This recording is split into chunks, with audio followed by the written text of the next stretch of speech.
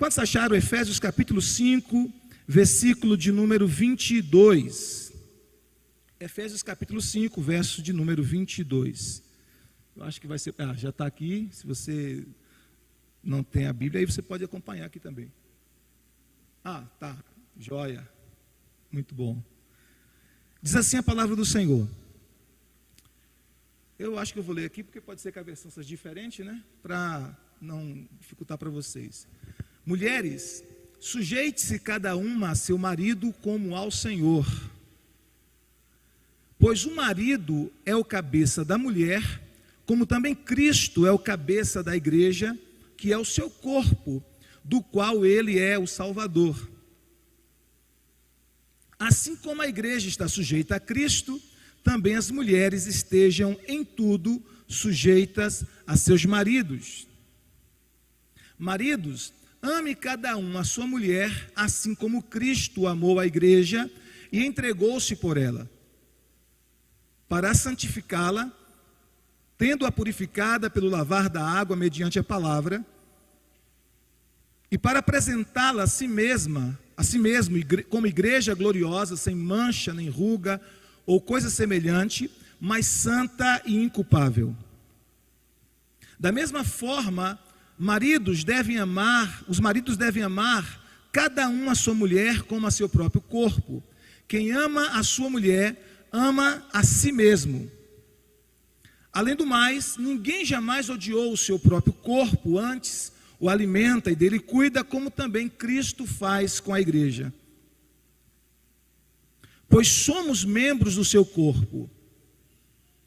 Por essa razão, o homem deixará pai e mãe e se unirá à sua mulher, e os dois se tornarão uma só carne. Este é um mistério profundo. Refiro-me, porém, a Cristo e à igreja. Portanto, cada um de vocês também ame a sua mulher como a você mesmo, e a mulher trate o marido com todo respeito. Amém? Que o Espírito do Senhor fale conosco nessa noite, através da sua doce palavra. O tema que nos foi passado nessa noite é como ser igreja para o cônjuge. Como ser igreja para o cônjuge. E esse tem sido talvez um dos desafios de cada cristão, ser igreja na família, e especificamente ser igreja para o cônjuge, né? Marido e mulher ser igreja um para o outro. Eu sei que talvez você já ouviu muito aquela ilustração, mas eu vou até repeti-la aqui nessa noite, mesmo que você já tenha ouvido, vai consolidar a sua memória. De uma criança que chega para a sua mãe e diz: mamãe, eu quero morar na igreja. Aqui na igreja é maravilhoso, aqui é muito bom. Não, meu filho, nós não podemos morar na igreja. Não, mamãe, eu quero morar na igreja. Mas por que você quer morar na igreja? Porque aqui na igreja, papai trata a senhora tão bem. Aqui na igreja, papai é tão carinhoso com a senhora. Aqui na igreja, papai elogia a senhora. Papai diz que ama a senhora. Mas em casa ele não é assim. Em casa ele é grosseiro, em casa ele é estúpido, em casa ele fala com aspereza. Então eu prefiro morar aqui na igreja, eu quero morar aqui na igreja. E essa ilustração fala de uma verdade que acontece, infelizmente, em muitas casas, em muitos lares cristãos, que a gente às vezes usa uma performance espiritual na congregação, quando nós estamos reunidos, e usamos uma performance de santos, de crentes, e muitas vezes nós não conseguimos transferir esta realidade espiritual para o nosso convívio no lar, para o nosso convívio em casa. E é justamente em nossa casa que nós travamos, quem sabe, as maiores batalhas, as maiores guerras. O pastor disse aqui que as famílias têm sido alvos de batalhas, né? Os casais têm sido alvos de batalha, como disse a nossa irmã, esqueci seu nome, Varô, perdão, que fez o louvor aqui, que ministrou. Thaís, obrigado, minha vizinha, mas eu esqueci o nome dela agora. Ela disse: o casal é o núcleo da família, e é verdade. Porque se o casal estiver bem no seu relacionamento conjugal, no seu relacionamento marital, ainda que a família tenha outros problemas, ainda que os filhos enfrentem suas batalhas, suas lutas, mas se o casal estiver bem como estrutura, como modelo, como alicerce de toda a família, o que acontece? Eles terão a possibilidade de juntos vencer aquela guerra e de ajustar, de aprumar as outras coisas que estavam fora de linha na família. Agora, se o casal, eles não estão bem, aí, meu amigo, a família, ela vai por um caminho totalmente equivocado, totalmente errado. Então, é importante que nós aprendamos pela palavra a ser igreja um para o outro. E é interessante esse texto que nós lemos, porque a gente vai ver na Bíblia que Deus usa o casamento como um símbolo da relação que Ele tem com o seu povo. Diga comigo, Deus usa o casamento como um símbolo da relação que Ele tem com o seu povo. Por exemplo, no Antigo Testamento, eu queria um pouquinho de água. No Antigo Testamento, Deus simboliza a relação que Ele tem com o seu povo através do casamento. Então, no Antigo Testamento, o casamento exemplifica, o casamento aponta para a relação que Deus tem com o povo de Israel. Por exemplo, quando o povo de Israel, eles cometiam apostasia espiritual, eles cometiam idolatria, eles iam e se afastavam de Deus e adoravam outros deuses, Deus usava vários profetas, Jeremias, Ezequiel e tantos outros, para chamar aquela infidelidade de adultério espiritual. E é um texto bem interessante do profeta Ezequiel, onde Deus diz que aquele povo estava adulterando, e Deus cria todo um cenário que, quando a gente lê o texto, a gente consegue perceber, é quase como se nós estivéssemos pegando alguém em um flagrante adultério. Mas é claro que não é um adultério físico, é um adultério espiritual, mas Deus está usando a relação marital como exemplo da relação que Ele tem com o seu povo. E Ele diz para o seu povo: eu serei o seu marido. Quando nós chegamos no Novo Testamento, nós percebemos que agora Deus usa o casamento, o meu e o seu, como um sinalizador da relação que Cristo tem com a sua igreja. Porque Deus está dizendo que esta igreja, ela estará casada com Cristo para toda a eternidade. E Deus usa então o casamento como um modelo, como um símbolo, como modelo não, como um sinal da relação que Cristo tem com a sua igreja. Então observe como Deus tem tão autoestima o casamento, que o casamento é usado tanto no Antigo Testamento como no Novo Testamento como um sinal, um sinalizador que apontam para a relação que Deus tem com o seu povo. Agora observe a responsabilidade, porque Deus quer ser visto, Deus quer ser reconhecido através do seu casamento. Você sabia que o seu casamento é também uma forma de evangelizar?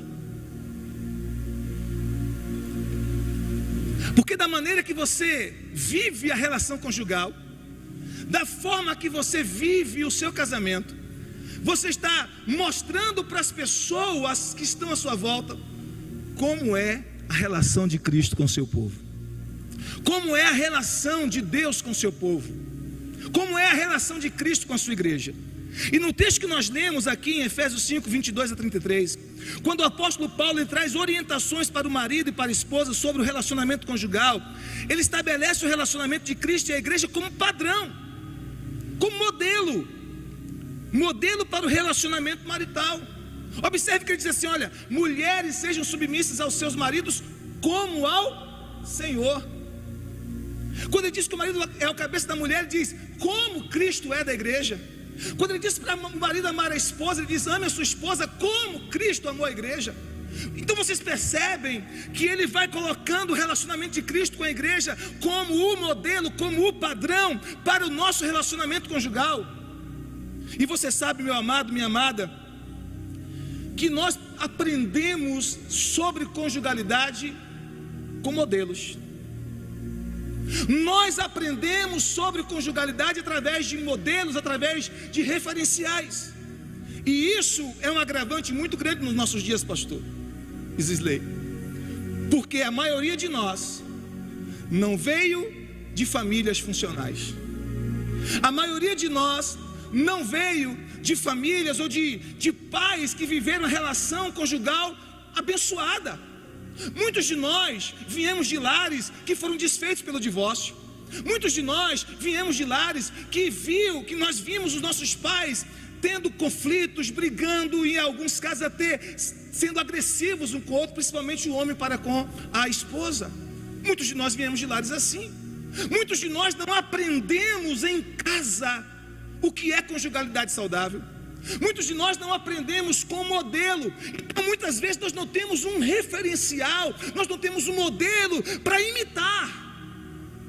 E às vezes a esposa diz assim: mas meu marido não é carinhoso. Coitado, ele não aprendeu com o pai. Ele nunca viu o pai sendo carinhoso com a mãe. Ele nunca viu o pai sendo romântico com a mãe. Ele nunca viu o pai tratando a mãe com carinho. Ele nunca viu o pai sendo atencioso. Então infelizmente ele não aprendeu.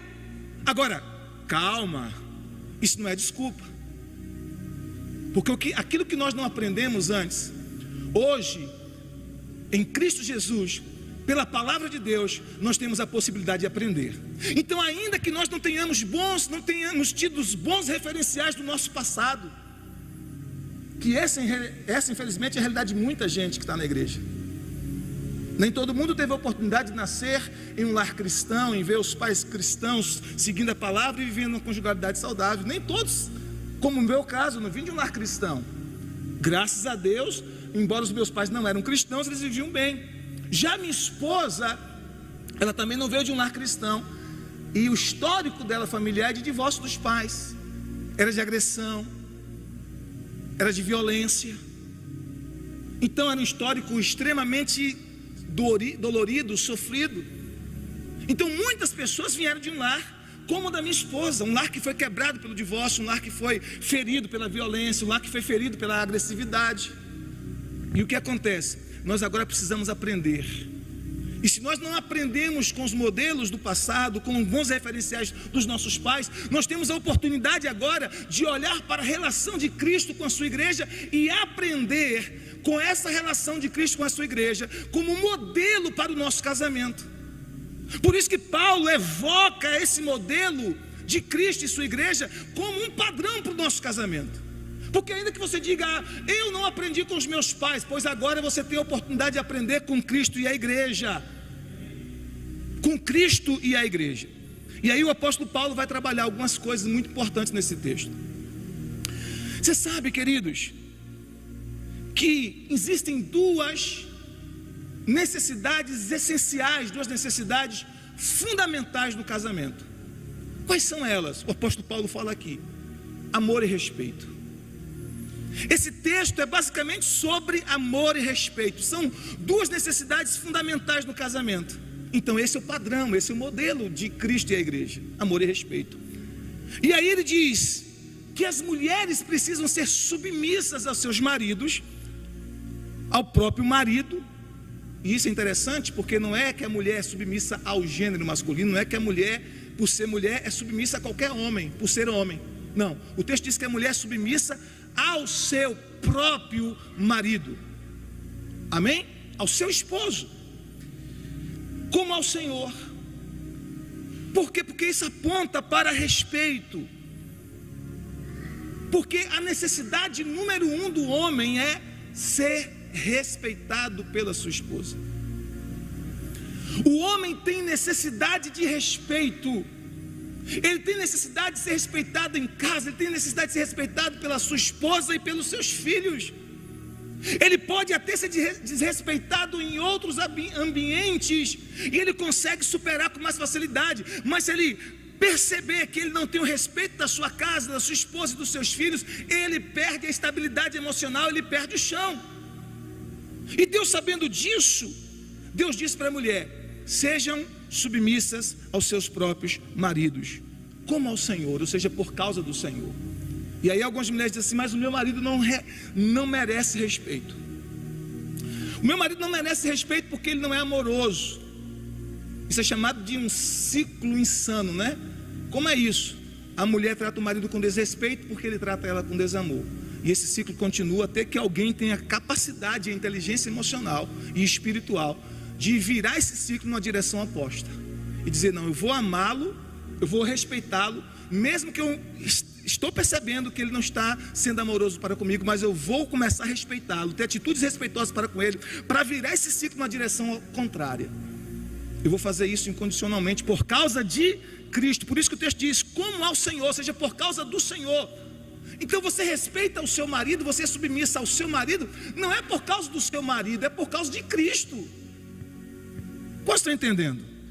Você respeita o seu marido, não é por causa dele em si. Ah, mas ele não merece respeito, mas Cristo merece. Então por causa de Cristo você respeita o seu marido.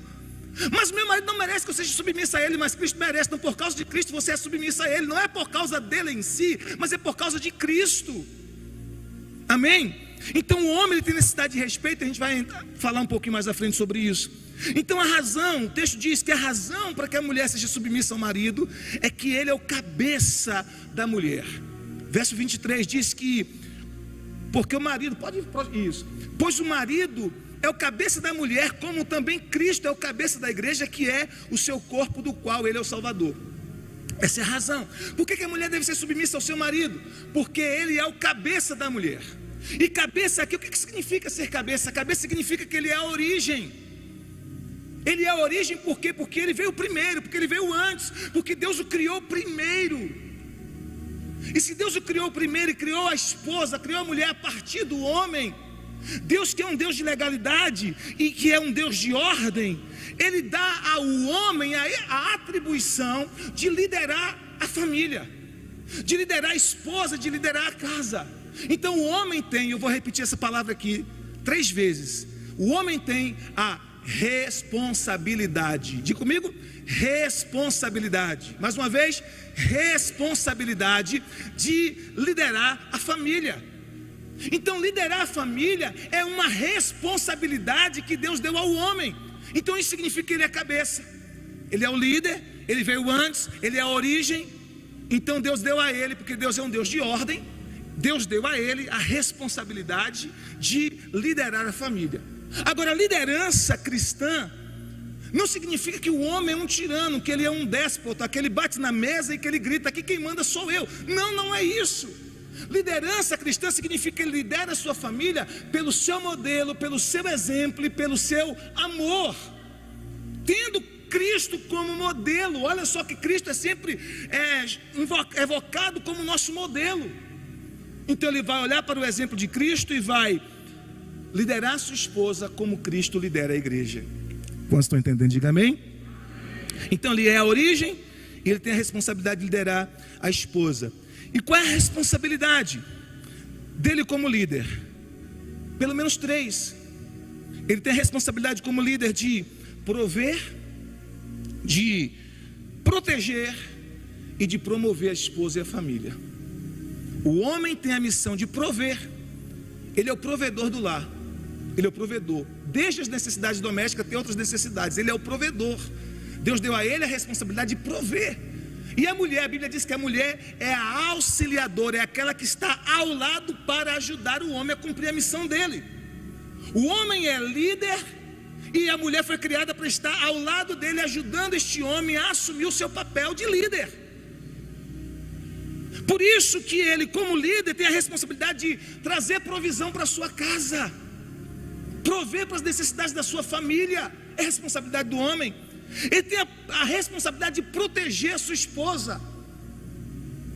Proteger. Você sabe que, de forma geral, o homem, ele tem força física mais do que a mulher. De modo geral, o homem, ele tem uma estatura física maior do que a mulher. É assim ou não é? Estou colocando regras gerais. Claro que toda regra tem exceção. Tem mulheres que são fisicamente mais fortes que o homem? Tem. Que o seu marido? Tem. Tem mulheres que têm mais estatura do que o homem? Tem. Mas de modo geral, o homem ele é mais alto e ele é mais forte fisicamente do que a esposa. Por quê? Porque uma das atribuições dele é proteger, é trazer proteção. E claro que essa proteção não é só física, é proteção também emocional. Para você ter ideia, alguns estudiosos dizem que o polegar masculino chega a ser 30 vezes mais forte do que o polegar feminino. 30 vezes mais forte do que o polegar feminino. Alguns eu sei que usam isso só para mudar de canal na televisão, né? Não tem muita utilidade, ou para jogar videogame, ou para teclar ali no teclado digital. Mas é verdade, o homem tem 30 vezes mais força no polegar do que a mulher. Aponta alguns estudos. Agora, por quê? Porque Deus criou o homem com a estrutura física mais forte para proteger a sua esposa. Agora, o que acontece? Por que nós temos leis de proteção à mulher? Porque alguns homens usam a força física que Deus lhe deu para proteger a esposa contra a esposa. Então, se o homem usa a sua força física, que é o propósito original de proteção, contra a esposa, então as leis humanas são aplicadas nesse sentido, para proteger a mulher da agressão do homem que deveria protegê-la. Vocês estão entendendo o que eu quero dizer, sim ou não? Então Deus é sábio. Deus deu o homem para proteger, essa missão dele, proteger a sua esposa e também promover, fazer com que a mulher cresça em todos os aspectos da sua vida, fazer com que ela cresça. A esposa que está casada com você, ela precisa ser melhor em todos os aspectos quando vocês terminarem a sua jornada aqui na terra. Você precisa entregar a sua esposa a Jesus, como diz a Bíblia, sem mácula, nem ruga, nem mancha, nem coisa semelhante. É claro que eu não falo do aspecto físico, eu falo do aspecto emocional e espiritual, porque esse corpo, infelizmente, degenera com o passar do tempo, né? E as mulheres estão aí usando seus produtos, seus cosméticos, seus botox para poder aliviar o tempo. Mas eu me refiro a que você entregue essa esposa a Jesus no final da jornada de vocês aqui na terra, mais santa, mais dócil, mais amável, mais saudável emocionalmente, mais madura, mais equilibrada, mais sã mentalmente. Por quê? Porque o seu papel como líder da sua esposa, além de prover e de proteger, é também de promover, fazer com que ela cresça em todos os aspectos, em todas as áreas. A pergunta é: a sua esposa tem crescido? Tem aprendido? Tem se desenvolvido? Está mais saudável? Está mais feliz? Está mais alegre depois que casou com você ou não? Eu tive uma situação alguns anos atrás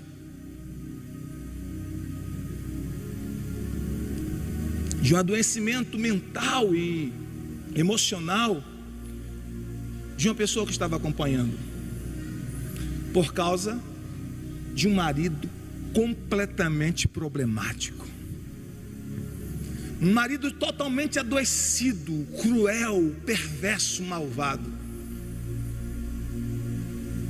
E um marido assim pode levar uma esposa a um tipo de adoecimento absurdo, mas a sua missão como marido é guardar sua esposa, protegê-la e promovê-la para que ela esteja bem em todas as áreas da vida dela, seguindo o modelo de Cristo na liderança, sendo também o líder espiritual.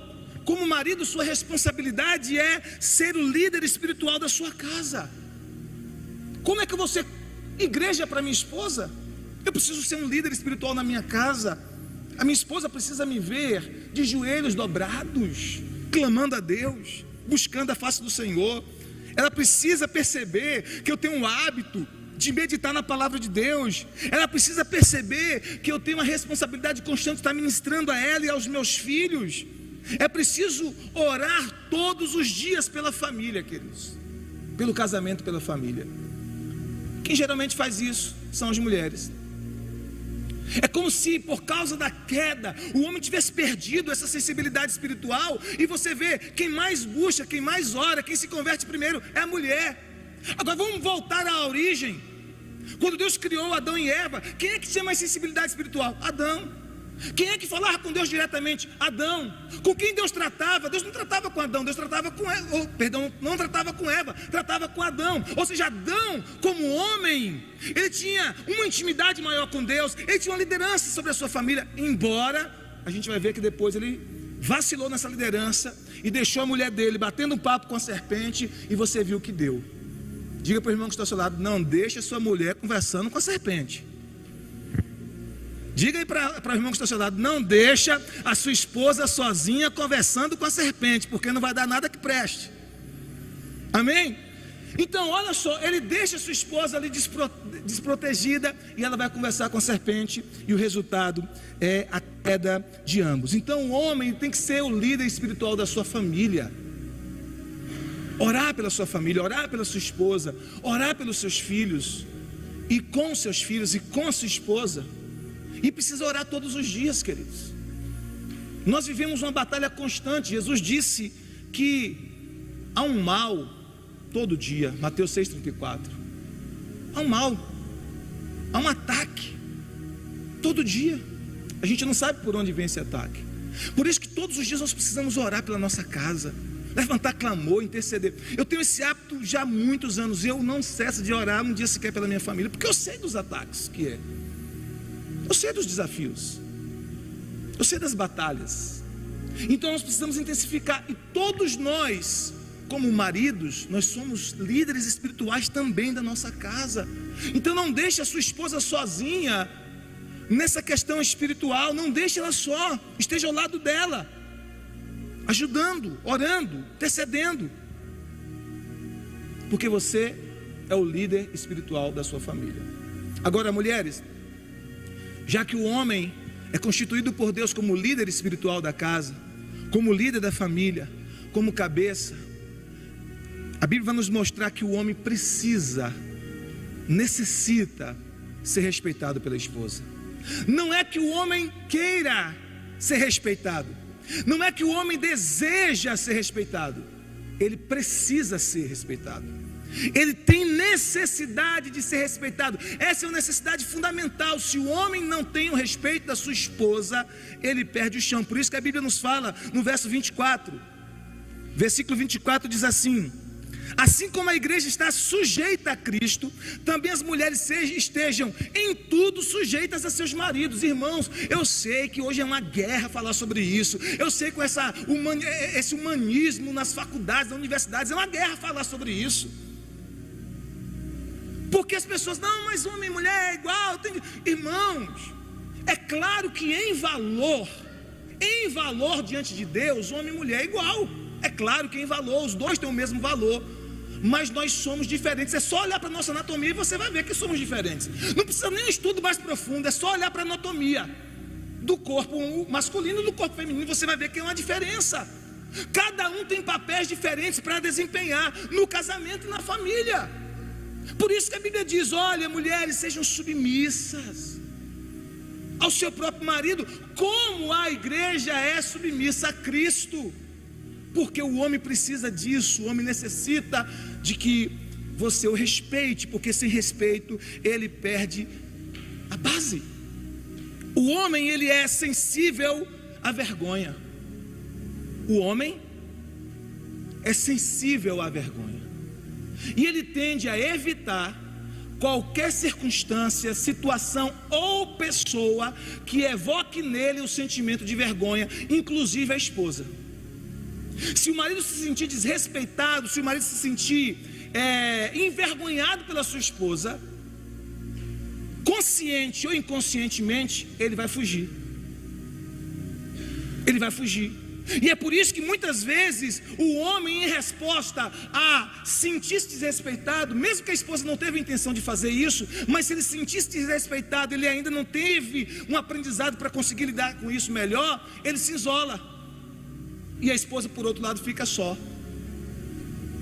Como estão entendendo, amados? Então o homem é sensível à vergonha, o homem é sensível ao desrespeito. Como é que, de forma assim bem prática, a mulher pode desrespeitar o seu marido? Por exemplo, quando deixa o marido de fora de decisões importantes. A mulher toma decisões importantes sem consultar o marido. Desrespeito. Quando a mulher faz exigências irreais sobre o tempo, as energias e o dinheiro do marido. Desrespeito. Como é que a mulher quer viver um padrão econômico que está acima da condição do esposo dela? Sabe qual é o sonho de todo homem? Estar casado com uma mulher que gaste menos do que ele consegue ganhar. Sabe qual é o sonho de toda mulher? Estar casada com um homem que ganhe mais do que ela consegue gastar. Então, quando quando se faz exigências irreais do tempo, energia e do dinheiro dele, isso é um desrespeito. Focar no que ele não consegue fazer, em vez de focar naquilo que ele consegue fazer. Só foca naquilo que ele não consegue, mas não foca naquilo que ele consegue. Outro desrespeito, criticar a família do marido. Você sabe que quando você casa com tudo. Você casou com a sogra, você casou com os cunhados, você casou com todo mundo, gente. Gostando ou não gostando. Réveillon, Natal, Páscoa, festa de família, almoço de família, tu vai encontrar até com tua sogra, vai encontrar com teu genro, teu sogro, vai encontrar com teus cunhados. Quando você critica a família do teu marido, você está criticando a origem dele, criticando parte da identidade dele, parte de quem ele é. Isso é um desrespeito. Eu não posso entrar profundamente em cada um desses pontos por conta do tempo, mas eu estou citando rapidamente, de forma prática, para você entender o que vem a ser um desrespeito para com o marido. Quando você compara o seu marido com outros homens, eu queria que você fosse como fulano de tal. Por que você não é como tal pessoa? Comparar o seu marido com outros homens, criticá-lo na frente de outras pessoas, usar um tom áspero. Um dia eu fui visitar uma irmã. Ela tinha um marido dela que ainda não era crente na época. E aquele marido estava aprontando algumas coisas, né? E ela preparou um almoço, que era na verdade uma arapuca para o marido, né? Que ela queria que eu estivesse lá almoçando com eles para aconselhar aquele marido. Mas só que quando eu fui entrando na casa, aquela irmã começou a expor o marido de primeira assim na minha frente, porque ele, pastor, é isso, e faz isso, e faz isso, e faz aquilo, e foi expondo, e o camarada foi ficando vermelho, o vermelho era bem branco, né? Foi ficando vermelho, foi ficando sem graça, e eu também fui ficando constrangido, porque aquela irmã expôs de forma tão abrupta todas as fraquezas, todos os defeitos do marido dela para mim, em um momento que não era ainda o apropriado. Chegaria o momento do aconselhamento, chegaria o momento da exposição, mas ainda não era aquele momento. Então quando uma esposa, ela expõe o marido para os outros, ela fica falando do marido, ela fica tricotando e falando mal do marido, para gente que não pode ajudar. Ela quer um reforço emocional e ela começa a falar para todo mundo o defeito do marido. Não, procure alguém, procure o seu pastor, procure um líder espiritual maduro que possa te ajudar a buscar aconselhamento. Aí sim, mas não sai compartilhando para todo mundo, expondo as fraquezas do teu marido, porque isso é desrespeito. Quantos estão entendendo? Diga glória a Deus. Desprezar o trabalho do marido também é desrespeito. Assim como a mulher tem a sua identidade ligada à casa, o homem tem a sua identidade ligada ao trabalho. O trabalho para um homem é parte deles. Para um homem, o trabalho é parte dele. Então quando você critica o trabalho do seu marido, isso é um desrespeito. Você pode motivá-lo, ajudá-lo a sonhar com coisas maiores, mas não critica o que ele faz. Outra coisa que algumas mulheres fazem desrespeitosamente para com os maridos é mostrar superioridade. Algumas mulheres, principalmente nos nossos dias, estão numa quebra de braço terrível com seus maridos. Elas querem provar que pode tanto quanto, elas querem entrar numa quebra de braços. Como é o nome daquela brincadeira que o pessoal puxa uma corda de um lado, puxa de outro? Como é o nome? Cabo de guerra. Tem algumas mulheres que estão num cabo de guerra com seus maridos. Isso é até interessante lá fora. Parece bonitinho lá fora, aqueles movimentos que se faz lá fora. Mas dentro de casa, minha irmã, isso vai destruir o seu casamento. Porque casamento não é competição. Casamento não é um tentando provar para outro quem é melhor. Casamento é os dois se amando, é os dois juntos, é os dois parceiros, é os dois em aliança, é os dois cuidando um do outro. Casamento não é uma competição, casamento é uma equipe. É uma equipe. Então quando a mulher tenta mostrar-se superior ao marido e entrar numa demanda com ele, isso é desrespeito. Então eu estou dizendo, olha, o homem precisa ser respeitado. Não é que ele quer, não é que ele deseja, ele precisa ser respeitado. Agora, e as mulheres? A segunda necessidade essencial no casamento.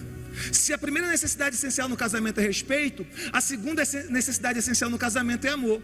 Agora, as mulheres precisam ser amadas.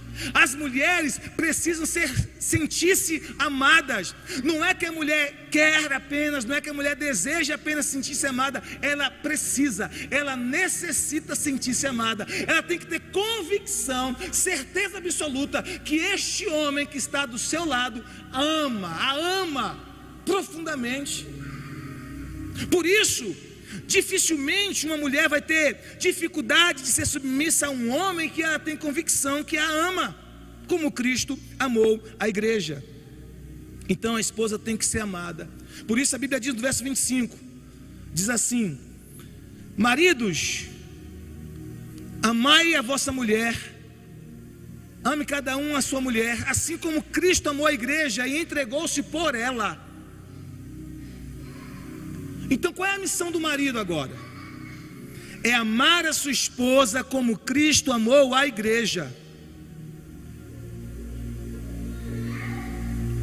e se entregou pela igreja. Isso fala de um amor, não amor apenas romântico, não amor apenas emocional, sentimental, não amor apenas hollywoodiano, não. É um amor sacrificial. É um amor de entrega, é um amor de doação, é um amor que pode te custar a tua própria vida, porque o modelo desse amor é Cristo. Ele está dizendo: ame a sua esposa da mesma maneira que Cristo amou a igreja. E como foi que Cristo amou a igreja? Cristo amou a igreja e se doou por ela, Cristo amou a igreja e se entregou por ela, Cristo amou a igreja e morreu por ela, Cristo amou a igreja e se sacrificou por ela, Cristo amou a igreja e foi para a cruz por ela. Então Deus está nos chamando como maridos para amar as nossas mulheres neste nível. Um amor sacrificial. Como é que eu vou ser cônjuge? Como é que eu vou ser igreja para a minha esposa? Amando-a como Cristo amou a igreja. Agora, nenhum de nós conseguimos isso sozinhos.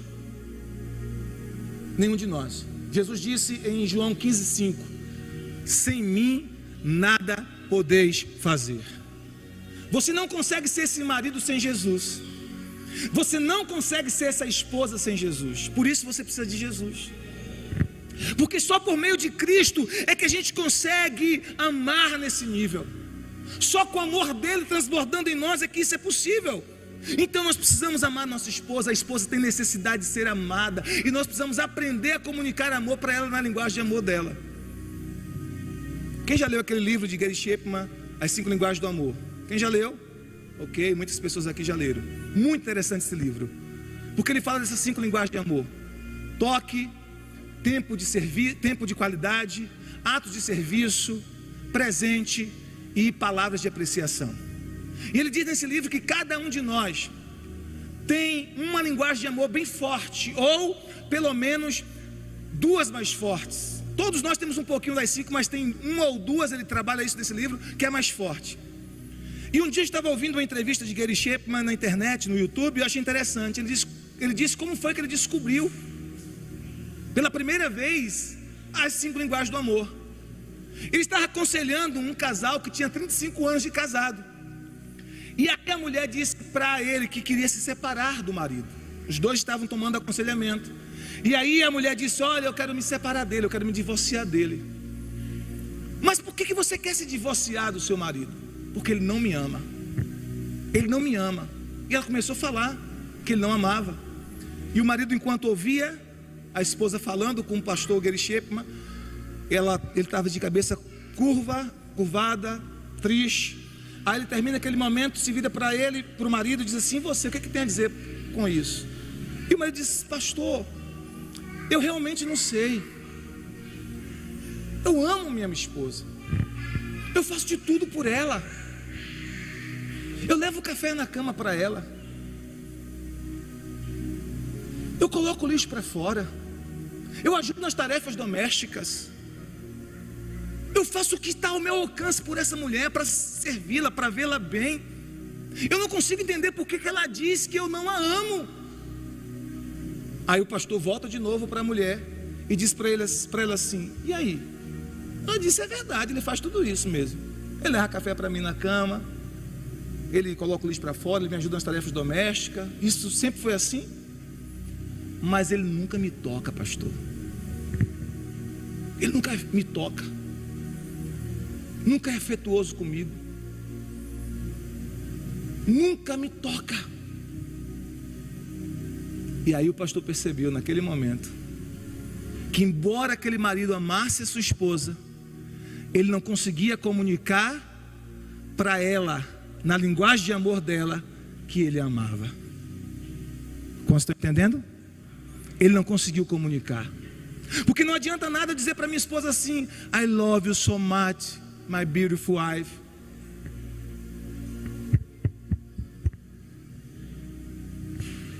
O quê? Ela não entende. Porque se ela não entende a comunicação que eu estou transmitindo para ela, não tem diferença nenhuma. Quantos estão entendendo o que eu quero dizer? Eu tenho que dizer na linguagem dela: eu te amo muito, minha linda esposa. Mas se eu falo numa outra língua que ela não entende, não adiantou. Então é a mesma coisa. Às vezes você está comunicando amor à sua esposa numa linguagem que não é dela. Às vezes você está tocando demais, mas ela não gosta tanto de toque. Ela quer que você lave os pratos para ela. É assim que ela se sente amada. Ela quer que você coloque o lixo para fora. Ela quer que você ajude a criar as crianças, educar os filhos, fazer exercícios com os filhos. É assim que ela se sente amada. Ou talvez você está fazendo tudo isso, mas você não toca a sua esposa, porque a sua linguagem de amor é serviço e a dela é toque. Aí vocês estão entendendo o que eu quero dizer, gente linda? Então, o nosso desafio não é apenas amar a esposa, mas comunicar amor na linguagem que ela fala. E talvez a linguagem de amor da esposa é presente. Ela quer presente sempre. E não tem que ser presente caro. Pode ser um bombom, pode ser uma caixinha de chocolate, pode ser uma rosa. É um presente que comunica para ela que você ama. Ou talvez a linguagem de amor da sua esposa é tempo de qualidade. Ela quer sentar com você, olhar nos seus olhos, quer que você desligue o celular, quer que você pare de assistir o futebol naquele momento. Olhe nos olhos dela e fique conversando com ela, os dois ali juntinhos conversando até altas madrugadas. Talvez a linguagem de amor da sua esposa seja tempo de qualidade. Talvez seja elogio. Ela se sente amada quando você a elogia. Ela arrumou o cabelo e você diz: meu amor, que cabelo maravilhoso, você está linda demais, você está cheirosa. Ela preparou aquela refeição maravilhosa no domingo. Aí você: meu amor, que comida gostosa, você é a melhor cozinheira do mundo. Ainda que seja uma profecia, irmãos. Ainda que seja uma profecia. Mas você precisa elogiar a sua esposa, principalmente se a linguagem de amor dela for elogio, for palavra de apreciação. Então, identifica qual é a linguagem de amor e comece a amar a esposa na linguagem de amor. Não basta amar, é preciso comunicar na linguagem que ela entenda que ela é amada. Quantos estão entendendo? Diga glória a Deus. Então o marido é chamado por Deus para amar a esposa. E ele é chamado por Deus agora para usar as suas palavras para abençoar o coração da esposa. Por isso que o verso 26 diz o quê? Verso 26, olha o que diz no verso 26. Para santificá-la, isso é Cristo fazendo com a igreja. Para santificá-la, tendo-a purificada pelo lavar da água mediante a palavra. Ou seja, Cristo lava a igreja, purifica a igreja, abençoa a igreja, edifica a sua igreja por meio da palavra. Se ele é modelo para o marido, ele está dizendo: use as suas palavras para edificar a sua esposa. Use as suas palavras para abençoar o coração da sua esposa. Use as suas palavras para nutrir esperança e sonhos no coração da sua esposa. Use as suas palavras para curar a sua esposa de medos e ansiedades. Use as suas palavras para lavar a sua esposa. Porque a mulher, ela é sensível, extremamente sensível às palavras, muito mais do que os homens. Quer ver uma coisa? De manhã o casal teve um atrito. A mulher disse umas coisas para o marido chateado, o homem acabou dizendo outras coisas para ela também chateado. Ele sai, vai para o trabalho, trabalhou, esquece. Ela também vai para o trabalho dela ou no trabalho doméstico. Mas enquanto ela está fazendo as suas atividades extra o lar ou no lar, ela está ruminando aquilo ali dentro dela. O homem que esqueceu, quando chega em casa às vezes nem lembra mais, mas a mulher passou o dia todo ruminando aquelas palavras que ouviu. E se você plantou o vento na sua esposa, meu irmão, pode esperar para colher uma tempestade. Porque a mulher, por natureza, ela é receptora, ela é incubadora. Deus criou a mulher para incubar a semente que você planta nela. Então presta atenção, você é casado, plantou a sementinha na sua esposa, o que vai acontecer? Deus deu a ela um útero, essa sementinha vai ser fecundada, vai crescer, 9 meses depois ela te devolve essa semente multiplicada na forma de um bebê. É assim ou não é? A mulher tem essa graça de multiplicar e te devolver multiplicar tudo que você planta nela. Então se você começa a plantar semente de amor, de carinho, de afetividade, você vai colher isso. Agora se você planta coisas que não deve, meu irmão, se prepare. Porque só se tua mulher for muito crente, não abusa da boa vontade não, que os dias estão difíceis. Está difícil encontrar muito crente hoje, estou te falando, porque eu sou pastor, eu sei o que eu estou falando. Mesmo as irmãs da igreja, não é todo mundo está nesse grau de espiritualidade todo não. Então não abuse da boa vontade. Se você plantar semente de vento, você vai colher tempestade. Então use as suas palavras para curar, use as suas palavras para abençoar, use as suas palavras para nutrir, como Cristo fez com a igreja, para santificá-la, tendo purificada por meio da lavagem da água, mediante a palavra. Aleluia. No verso 29, o texto diz assim, verso 29: além do mais, ninguém jamais odiou o seu próprio corpo, antes o alimenta e dele cuida, como Cristo faz com a igreja. Então olha só, Cristo faz o que com a igreja? Alimenta e cuida. Aí está dizendo que o marido vai fazer a mesma coisa com a sua esposa, alimentar e cuidar. Alimentar e cuidar, alimentar a esperança, alimentar os sonhos, alimentar também fisicamente, né? Alimentar em todos os aspectos e cuidar da sua esposa. E esse cuidado inclui presença. A mulher não casou para viver só. A mulher não casou para solidão. Assim como o homem é sensível à vergonha, a mulher é sensível à solidão, ao medo de solidão. Vou repetir. Assim como o homem é sensível à vergonha, ao desrespeito à vergonha, a mulher, ela é sensível ao medo de solidão. Qual o medo número 1 da mulher? Solidão. Qual o medo número 1 da esposa? Ficar sozinha, sentir sozinha. Uma mulher disse certa vez: eu tenho o pior dos dois mundos. Eu tenho toda a responsabilidade de ser casada e a solidão de ser solteira. Então a mulher não casou para ficar só. Esse cuidado inclui a sua presença. Inclui a sua presença. Você não pode deixar a sua esposa só. Lembra que Adão, como eu disse aqui a pouco, deixou a sua esposa só? Infelizmente ela bateu um papo com a serpente e o negócio não foi bom. Então não deixe a sua esposa só. Seja presente, seja um marido presente. Quando você estiver em casa, seja inteiro, seja íntegro, seja completo ali. Não esteja em outro momento, em outro mundo, em outro lugar. Esteja ali, com a sua esposa, com a sua casa, com a sua família. Como é que o homem pode deixar a esposa só? Pode deixar ela só em casa, por exemplo, nos seus afazeres domésticos. Tem homem que não quer nem ajudar a esposa a criar os filhos deles, e acha que a responsabilidade de criar os filhos é apenas da mulher. Não, varão de Deus, é sua responsabilidade também. De chegar junto com esse menino, com essa menina, de aconselhar, de repreender, de disciplinar quando for possível, de botar no colo, dizer que ama. Então, ter o equilíbrio entre disciplina e amor com os filhos. A sua esposa quer essa participação sua. Não deixe ela sozinha em casa, não deixe ela sozinha no cuidado com os filhos. Alguns deixam a esposa sozinha nos seus sonhos. Não incentiva a esposa a sonhar, e quando a esposa sonha, ainda lança baldes de água fria sobre o sonho da esposa. Outros deixam a esposa sozinha do lado de fora da sua vida. Eles não compartilham nada com a sua esposa. Eles são um cofre de segredos. Tem segredinhos. A esposa não sabe nada sobre a vida, e de vez em quando começa a descobrir umas coisas que ela fica terrivelmente frustrada, porque elas estão do lado de fora da vida deles.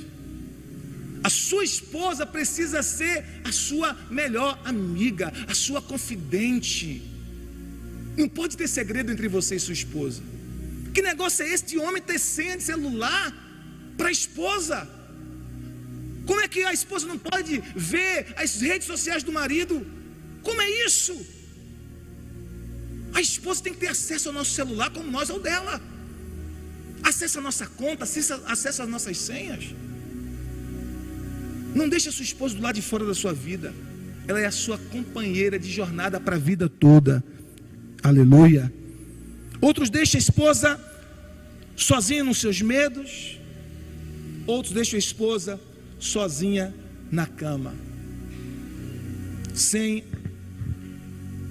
o devido cuidado nessa área. Então não deixe a sua esposa só. O maior medo da mulher é a solidão. O maior medo da mulher é estar casada e sentir-se só. É ser viúva de um marido vivo. Então, cuide com a sua presença. A sua presença pode curar a sua esposa. Amém? Outra coisa que a Bíblia nos ensina nesse texto é que nós precisamos aprender a deixar pai e mãe. Versículo 31. Por isso deixará o homem pai e mãe, se unirá à sua mulher, e os dois se tornarão uma só carne. Então deixar pai e mãe significa o quê? Não é somente a geografia, mas significa que a partir do casamento o cônjuge passa a ter prioridade. A prioridade não é mais a sua mãe, não é mais o seu pai, nem seus irmãos, nem os amigos do futebol, nem os amigos da faculdade. A prioridade passa a ser a sua esposa, e a prioridade passa a ser o seu marido. Deixar pai e mãe significa que a partir do casamento a prioridade muda, meus irmãos. Se a gente não aprender isso, a gente vai ter guerras no nosso casamento. Um dia eu fui aconselhar um casal. O rapaz me ligou, estava desesperado, coitado. Uma situação estava acontecendo. Só pode dar uns gabinetes para mim? Posso. Marquei o horário, eles foram. Aí eu abri a porta, entrou a esposa. Quando estava fechando a porta, a sogra veio atrás. Eu disse: minha irmã, deixa eu explicar para a irmã que isso aqui é um aconselhamento de casal. De casal. Por quê? Porque aquela jovem, ela permitia a intromissão da mãe dela no casamento deles. E olha que luta. Aquela menina era filha única. E aquela mãe não era casada. Não me lembro agora se divorciada, ou se separada, ou se viúva. Eu lembro que ela não era casada, isso tem muitos anos já. Então ela não era casada, tinha uma filha única que estava casada, e ela não conseguia se desapegar dessa menina emocionalmente, a ponto de deixar a menina viver a vida dela como mulher e como mãe, que já era também.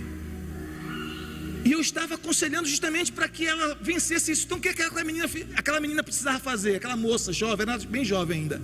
Ela tinha que aprender a dizer para a mãe: mãe, eu amo a senhora.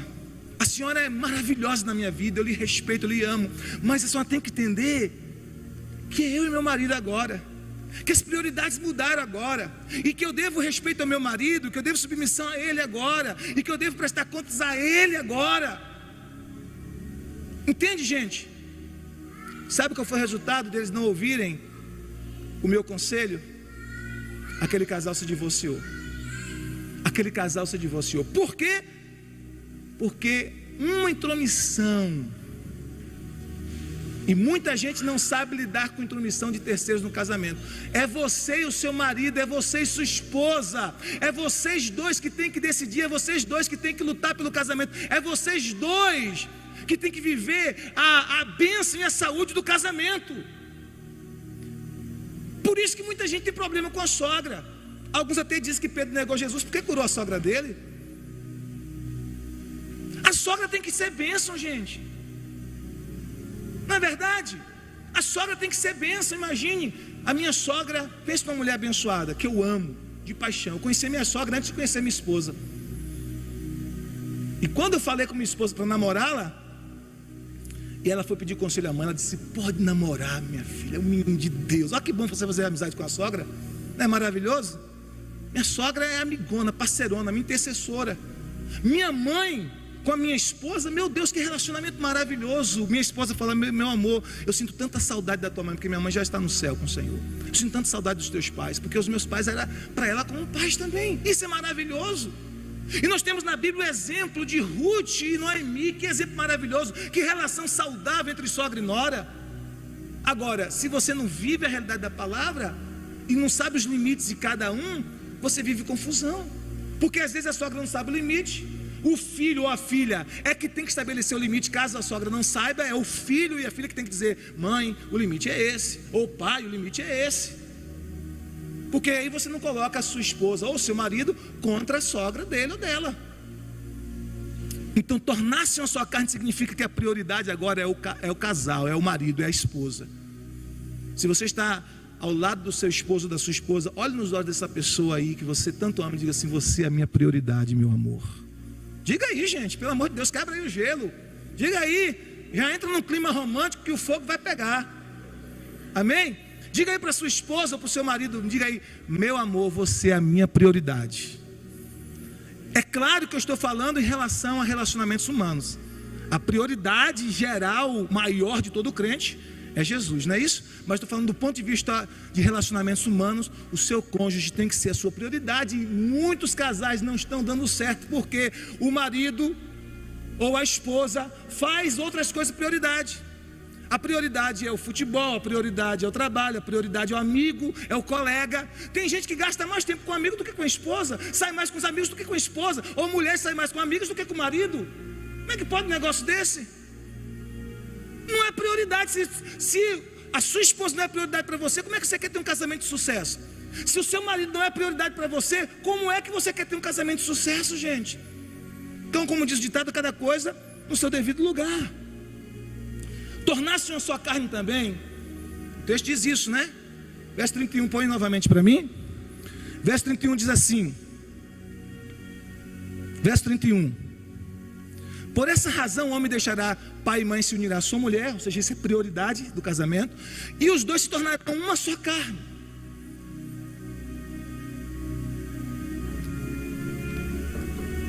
Como é que eu me torno uma só carne com a minha esposa? Como é que alguém torna-se uma só carne com o cônjuge?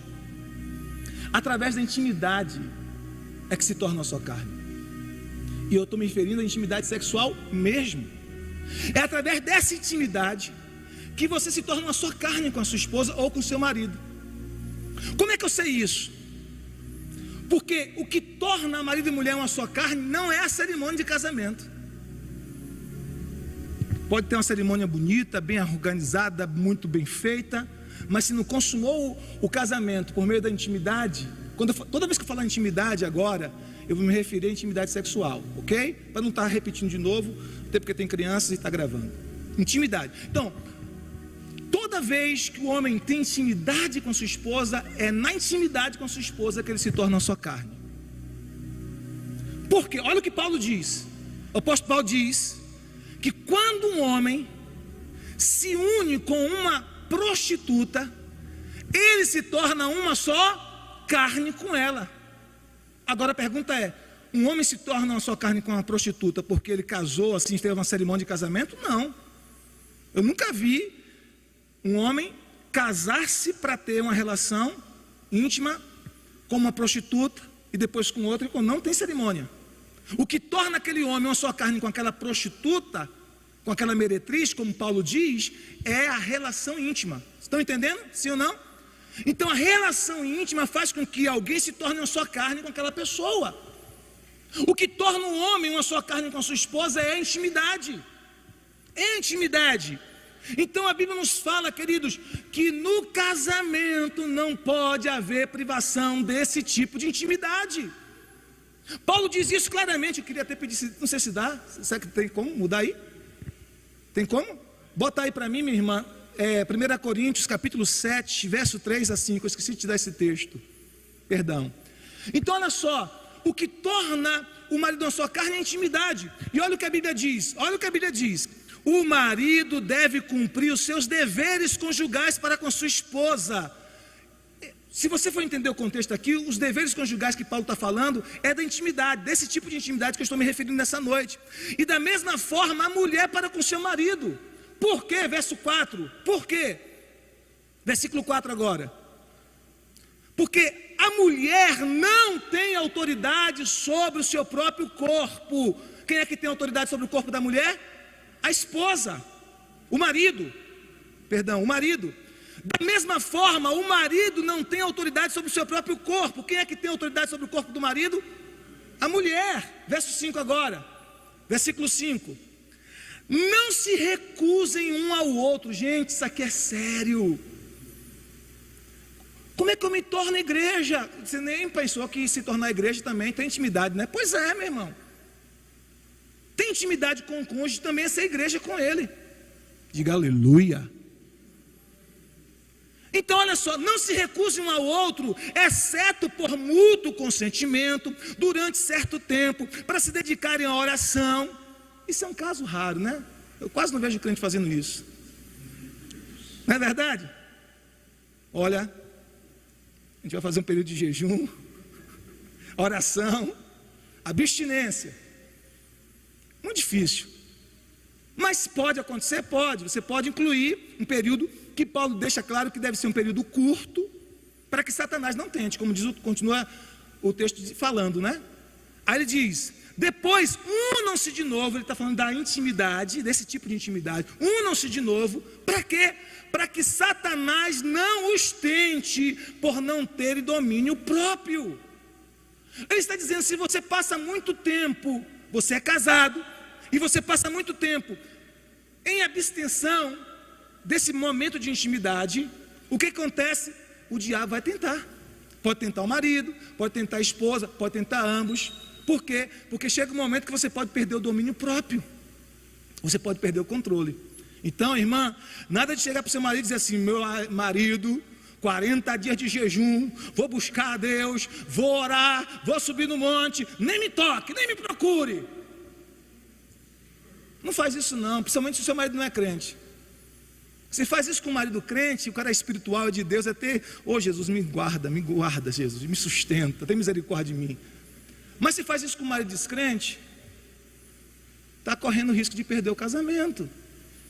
E nem o marido fazer com a esposa. Gente, a gente está enfrentando um problema sério hoje, que a gente não tinha algum tempo atrás. Hoje os homens também estão negando o fogo. O cara passa a noite no videogame. A esposa, amor, vem cá, filho. Para aí que eu estou matando um dragão aqui.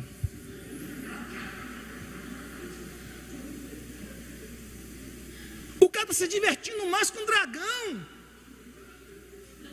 do que com a esposa. Não é verdade? Eu estou falando sério, gente. Eu aconselho casais, eu sei o que eu estou falando. Então, nós não tínhamos esse problema há alguns anos atrás. Mas ultimamente está tendo mais recorrente. De homens também negando a sua esposa. Por isso que Paulo diz assim, nem o marido pode negar-se a sua esposa, nem a esposa pode negar o seu marido. Porque quando você casou, a partir do casamento, cada cônjuge tem direito legal no corpo do outro. Cada cônjuge tem direito legal no corpo do outro. Agora preste comigo, à luz da palavra de Deus, é a única maneira saudável e bíblica desse varão ou dessa varoa se liberar. Por quê? Qualquer outra maneira que você pensar é pecado.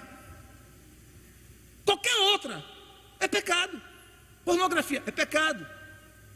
Masturbação é pecado. Adultério é pecado.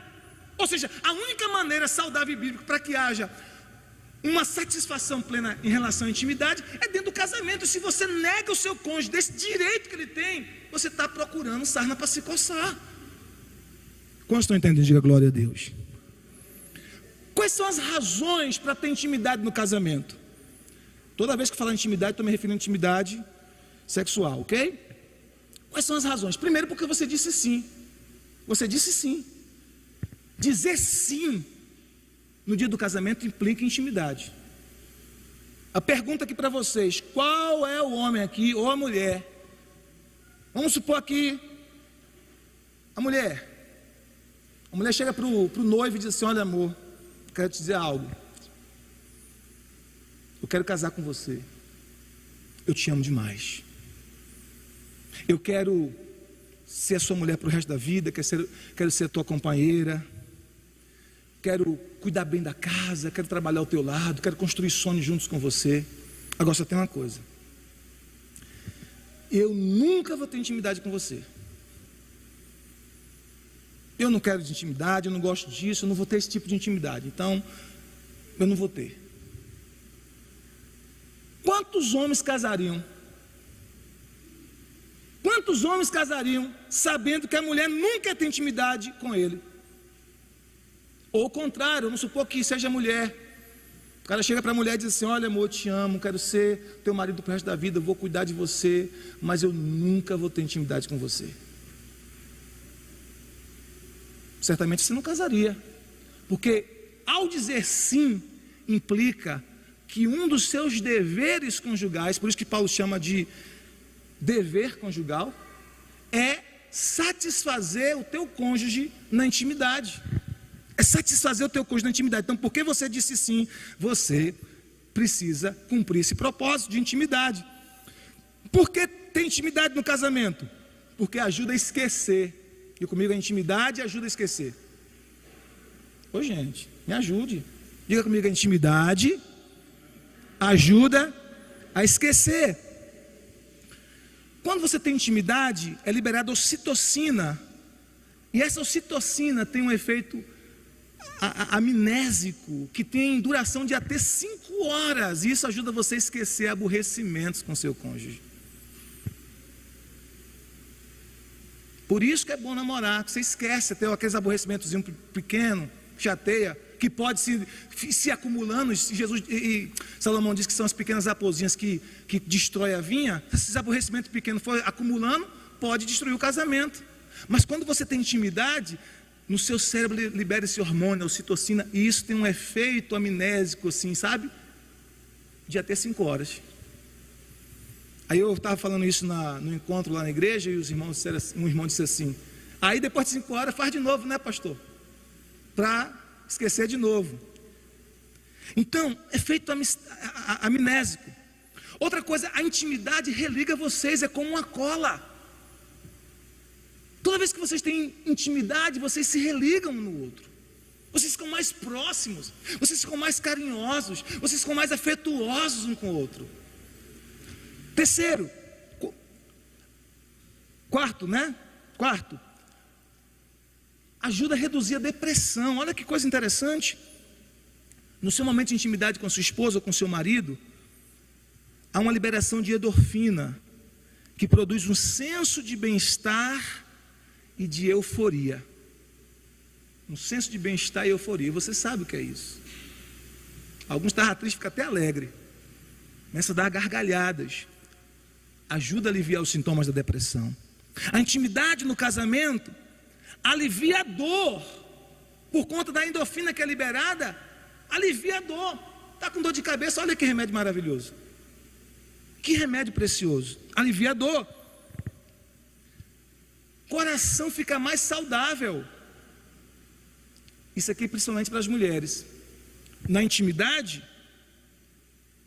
os níveis de estrogênio aumentam para a mulher. E esses níveis de estrogênio ajudam a proteger o coração da mulher contra doenças. Olha que tremendo, gente. Deus não é sábio em tudo que faz. Porque quem criou essa intimidade foi Deus, gente. O diabo bagunçou depois do pecado, mas quem criou foi Deus. Amém? Com propósitos santos. A intimidade também estimula o sistema imunológico. Há uma liberação de endorfina que estimula as células de defesa do organismo. Se estimula o sistema imunológico, evita até você pegar doenças como resfriado, por exemplo. E tem também um efeito calmante. A intimidade no casamento é 10 vezes mais eficaz que um calmante, um remédio chamado Valium, que é um medicamento relaxante muscular, tranquilizante, usado para alívio da ansiedade. Ou seja, a intimidade é 10 vezes mais potente que esse medicamento. Tem um efeito extremamente calmante e sem efeito colateral. Olha que tremendo. Por isso a Bíblia está dizendo: você é uma só carne com seu marido. Você é uma só carne com a sua esposa. Como ser igreja para o meu cônjuge? Você talvez não pensava que ser igreja para o cônjuge também é cuidar dessa área para o cônjuge, mas é. Cuide dessa área no seu casamento. Não deixa essa área vulnerável para o inimigo atacar. Não deixa essa área aberta para o inimigo cirandar. Proteja. Cuide dessa área, para que você seja uma fonte de alegria, de contentamento, de satisfação para a sua esposa e a sua esposa para você. Amém, queridos? Então é assim que nós podemos ser igreja para o nosso cônjuge. Paulo termina esse texto no verso 33 com um grande resumo de tudo que ele falou aqui. Ele faz um resumo, verso 33, ele diz assim: portanto, maridos, ame, cada um de vocês também ame a sua mulher como a você mesmo, e a mulher trate o marido com todo respeito. Ele resume tudo o que ele falou. Se as duas necessidades fundamentais no casamento é amor e respeito, ele está dizendo: maridos, ame a sua mulher. Essa é a necessidade número 1 dela. Mulheres, trate seu marido com todo respeito. Essa é a necessidade número 1 dele. Se essas duas necessidades elas forem satisfeitas no casamento, amor e respeito, o seu casamento tem uma grande possibilidade de ser um sucesso para a glória de Deus. Amém? Fique de pé, vamos orar.